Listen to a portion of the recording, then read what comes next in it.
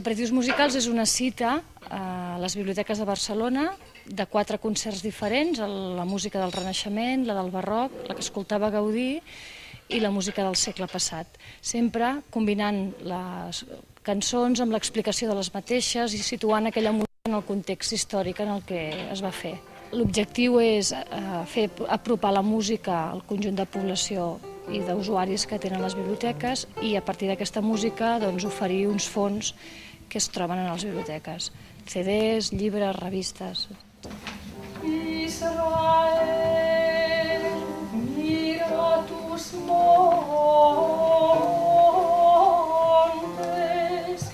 como están ensangrentados.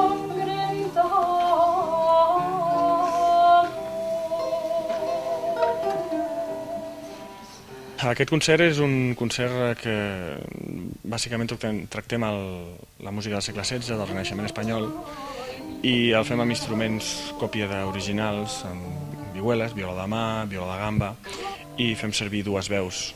La temàtica és molt oberta perquè hi ha des de cançons d'amor fins a romanços que parlen de fets històrics, també hi ha cançons una mica entre cometes iròniques, teatralitzades, cançons de...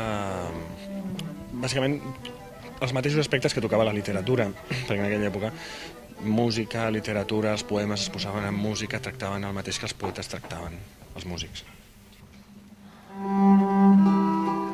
Hermosa, aprime cara de rosa, ¿quién sois vos?